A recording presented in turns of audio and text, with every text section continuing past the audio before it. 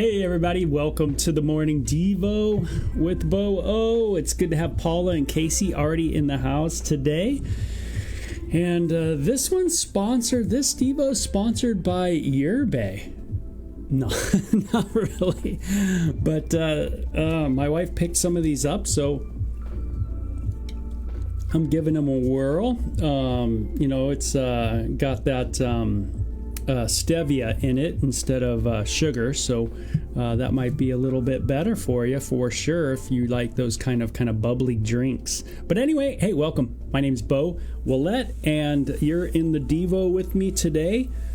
And I got my hat on from my good friend Rusty Veery, and this is my Jesus Christ hat. I love that. Jesus Messiah. That's what that means. Jesus Messiah, Jesus Christ.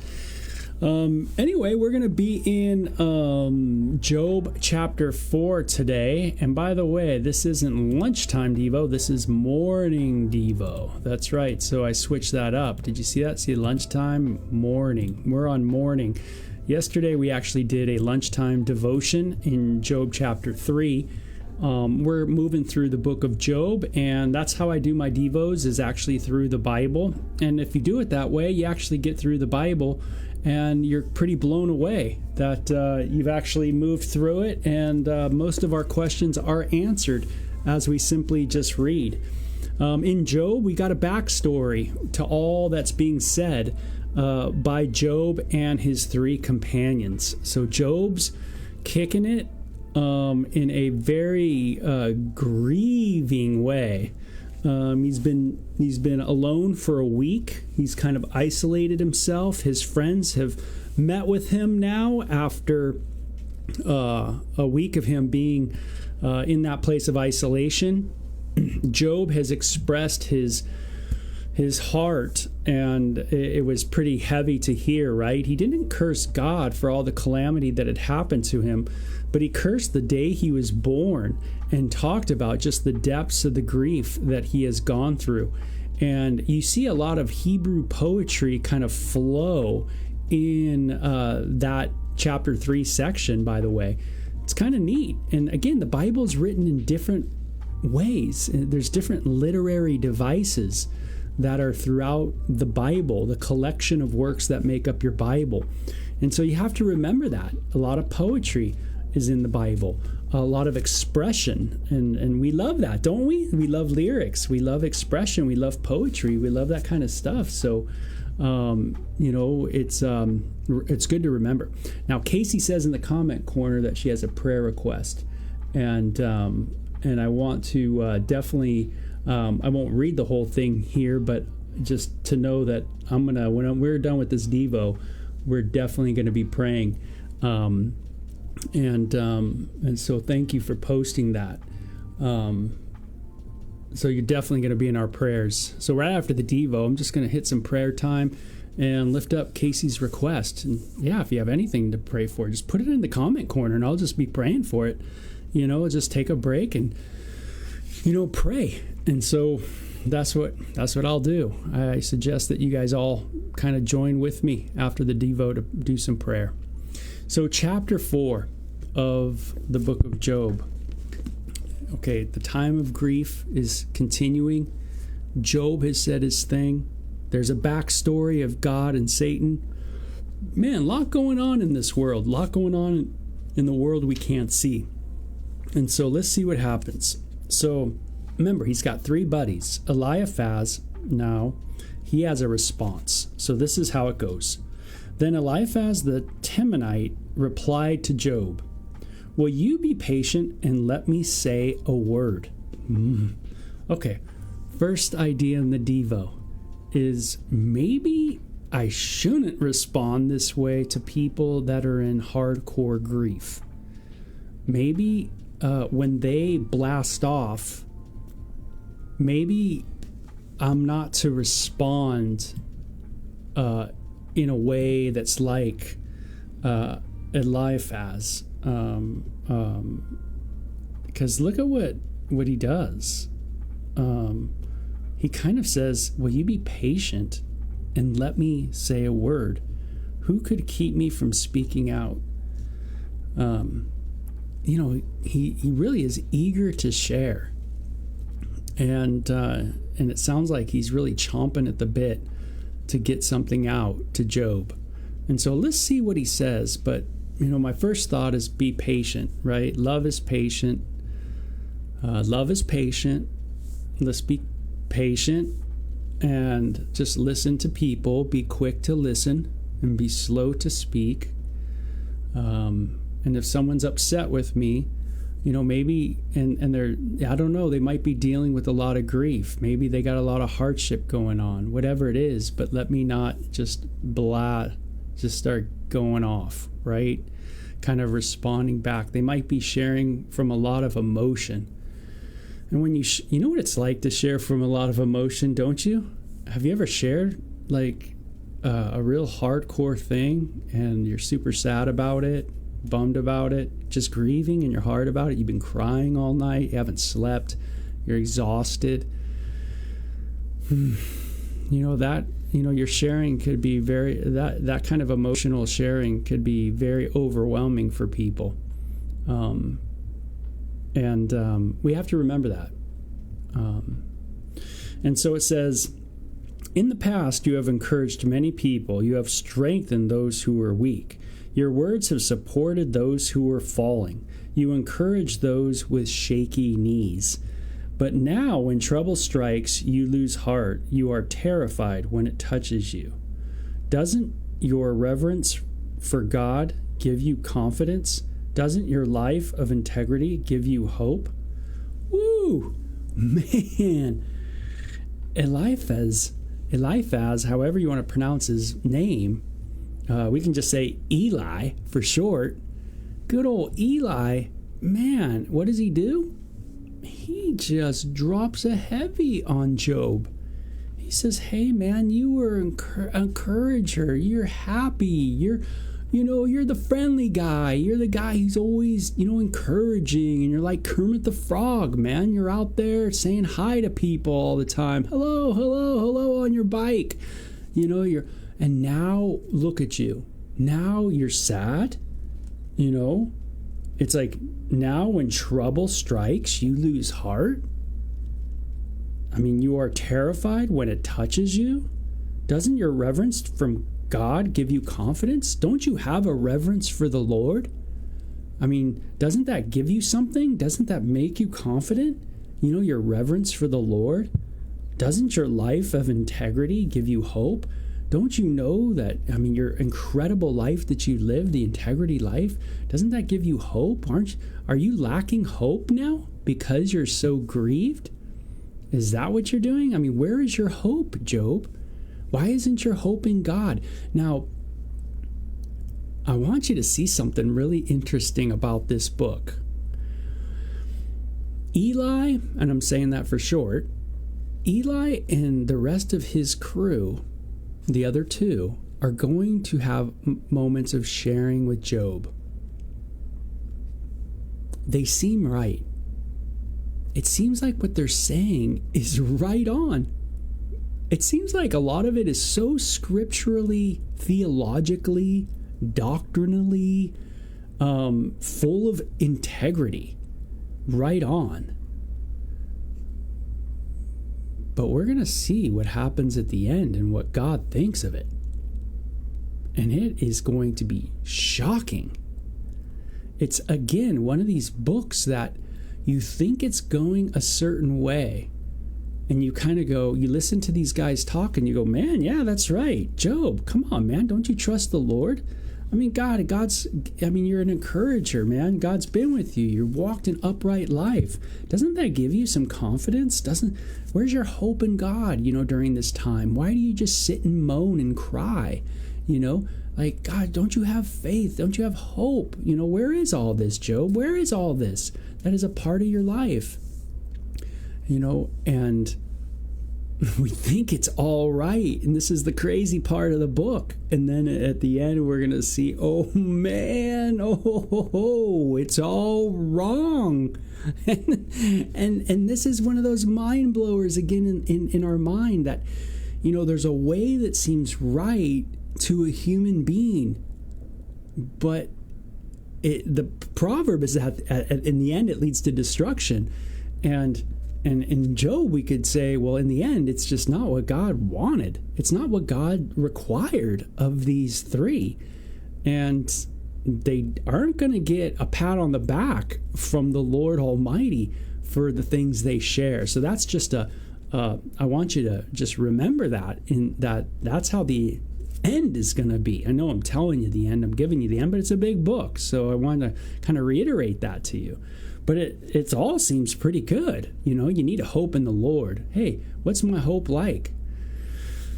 Where is my hope? Hope is what? You don't hope for something that's right here before your face, right? I hope for a microphone. Well, no, the microphone's right there. I could see it. But man, I hope for a blah, blah, blah, blah, blah, blah, blah mic. One that I don't have, one that might be amazing, but I have a potential maybe to get it at some point.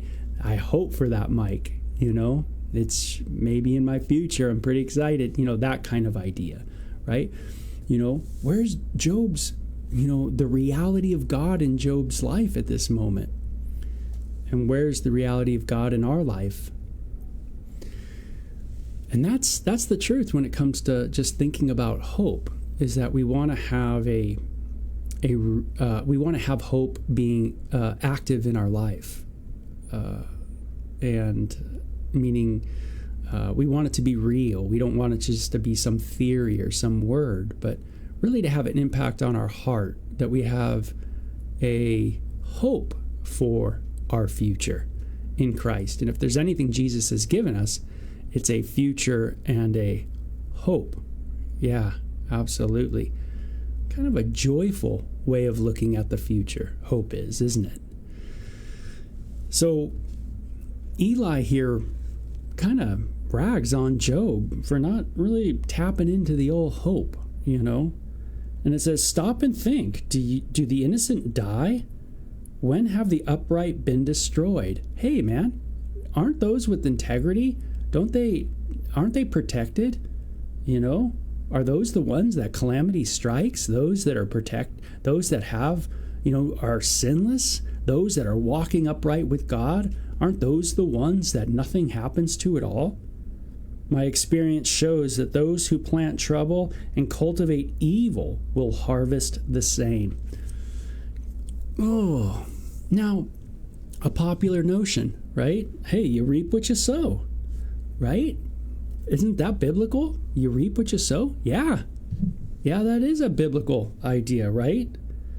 We tend to think that, hey, if you reap, you plant bad things, right? Then, gosh, when you go cultivate that land, there's going to be a repercussion for the bad seed that you sown.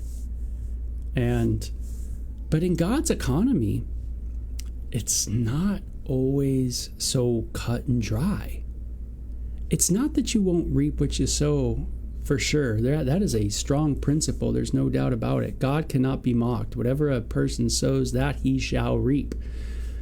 There's consequences for our actions, and that's so true, right? That is so true. If we think we're getting over on God, it's just not the case. You think you know more than God. You think you can outdo God. You can outgive God. You can be more righteous than God. Think again. You're not the deity, But notice in this time of grief that Job is going through, Eli thinks it's okay to say, hey, you know what I mean? In my experience, the only people that go through this kind of thing, Job, are those that, got some sin going on. And you must have something happening. That's the inference, right? Is what have you done, Job, to cause such calamity to be in your life? God, help us learn from this book that when people are going through things in their life, tragedies, things that are so hardcore, that we don't comment about them in the way that Eli's doing right now. That we don't say, that's what they get. That's what they have coming to them. What do I have coming to me? What do I deserve before a holy God?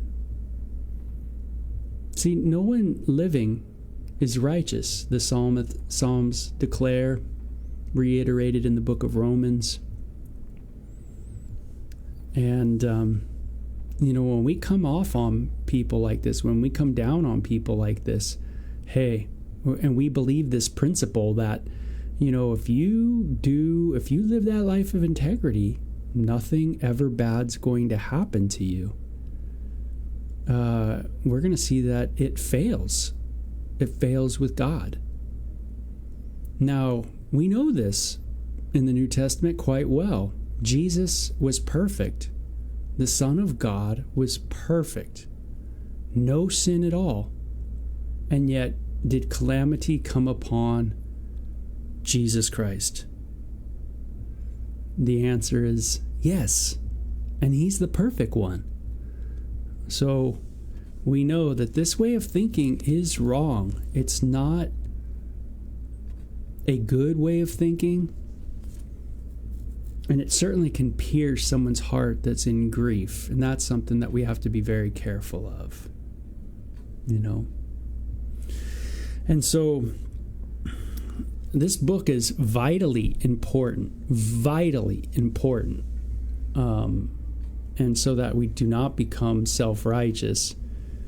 Because we can get all of our theological ducks in a row and think we got it all together, but really we don't have it all together. And here it sounds so good, right? And do the innocent die, man? No way. The innocent don't just have calamity come upon them. No, God strikes those that deserve it, that deserve, right, the calamity. And this is the thought that Eli has, and it says, a breath from God destroys them. They vanish in a blast of his anger. The lion roars and the wildcat snarls, but the teeth of strong lions will be broken. Man, you can be as strong as you think you are, but man, you come against God, you will be blasted down, kind of idea. The fierce lion will starve for lack of prey, and the cubs of the lioness will be scattered. The truth was given to me in secret, as though whispered in my ear. It came to me in a disturbing vision at night, when people are in a deep sleep. Fear gripped me, and my bones trembled. A spirit swept past my face, and my hair stood on end. The spirit stopped, but I couldn't see its shape. There was a form before my eyes. In the silence, I heard a voice say. What did the voice say? What did the voice say? Can a mortal be innocent before God? Can anyone be pure before the Creator? If God does not trust his own angels and has charged his messengers with foolishness, how much less will he trust people made of clay? They are made of dust, crushed as easily as a moth. They are alive in the morning, but dead by evening, gone forever without a trace. Their tent cords are pulled, and the tent collapses, and they die in ignorance. I love all the pictures that are in the poetry, right?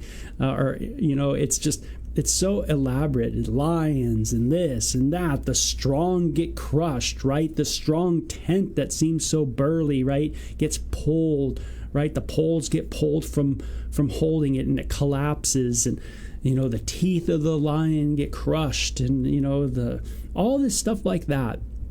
What seems strong is no longer strong before the Lord. You come against the Lord, you're going to get it. And there's a lot of great doctrine in here, right? I mean, yeah, absolutely. Can a mortal be innocent before God? No, right? We're all guilty before the Lord. Sounds great, Eli. That's so true. Can anyone be pure before the Creator? Nope, we're all sinners. Isn't that true, Eli? Absolutely, he would say. That's right. Job, you must not be pure. Job, you got to have something going on wrong. this is it.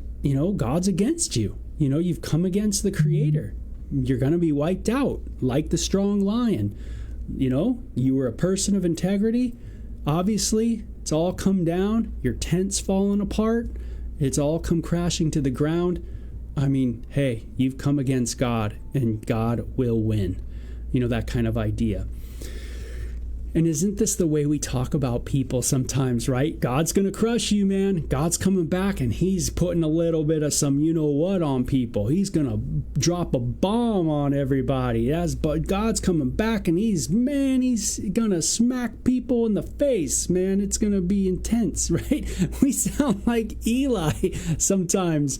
And I love that, about this book is, sometimes, we think we're just doing the right thing. I would imagine, the grace that we need to honor God in our lives daily, the grace that we need is just that, it is so needed, right? The grace that we need to honor God in our life, that's what we need. It's so needed. Because without God's grace, man, we will fall into self-righteousness and we'll have our doctrinal I's dotted and our T's crossed and everything like that, but our hearts won't be in the right spot. And notice the discernment of Eli, right? It's like, yeah, you're right, Eli. Anything that comes against affinity is annihilated. God is the infinity. If you come against God, no matter how big of a number you are, you're not infinity, so you're crushed, right? You're annihilated. Yeah, it makes sense. That's logically right. But the discernment's horrible. Job's suffering. Job's lost his kids. He's lost his job, his business, his way of, if you will, earning money, and all the people that were his employees. He has lost his home, his possessions. He's lost his health. And when you experience a lot of loss, the last thing you want to hear is someone giving you some doctrinal lecture, right? Even though it's right. Even though a lot of what Eli is saying, I would say, is pretty strong doctrinally statements. So this is going to be a book of discernment for us. Is what's being said at the right time? God, help us to yield your word in a way that is benefiting people for godly edification, that's building people up. That we're not just yielding your word to just yield your word. We're not just saying your word just to say your word. Hey, I quoted the Bible, that kind of thing. I'm saying what it says, but we're thinking about others. But there is a motivation of love that comes in our heart when we're saying it. And we are patient. We are kind. We are not self-seeking. We are not seeking our own. We are not proud or puffed up, behaving rudely. These kind of things. So, wow, what a cool chapter that Eliphaz, or Eli, I'm going to call him throughout the book, chimes in, and this is his what do you call it? This is his first swing, if you will, at talking to Job. So, Paula, hey, I'm glad you're going to catch it later on. I hope you guys enjoyed the devotion. What a cool chapter. You guys take care, okay? Bye-bye.